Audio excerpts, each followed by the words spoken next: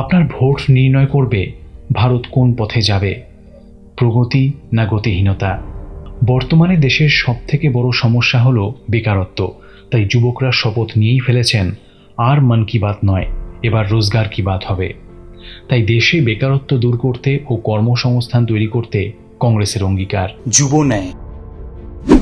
কেন্দ্রীয় সরকারের বিভিন্ন স্তরে প্রায় 30 লক্ষ শূন্য পদ রয়েছে, তা পূরণ করা হবে। নিশ্চিত কর্মসংস্থান প্রদানের জন্য 25 বছরের নিচে থাকা প্রতিটি ডিপ্লোমা ধারক বা কলেজ স্নাতককে একটি বেসরকারি বা সরকারি সেক্টরের কোম্পানিতে 1 বছরের প্রশিক্ষণ এবং প্রত্যেক প্রশিক্ষণার্থীকে বছরে 1 লক্ষ টাকা সম্মানী ভাতা দেওয়া হবে।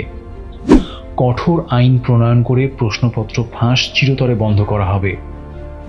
গিগে যুক্ত কর্মচারীদের জন্য যথাসম্ভব উন্নত কর্মপরিকাঠামো এবং সামাজিক সুরক্ষা সুনিশ্চিত করা হবে।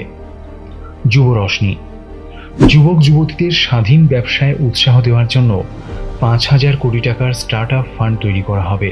তাই প্রগতির পথে হাতে হাত মিলিয়ে চলুন। প্রগতির হাতকে মজবুত করতে জাতীয় কংগ্রেসকে ভোট দিন।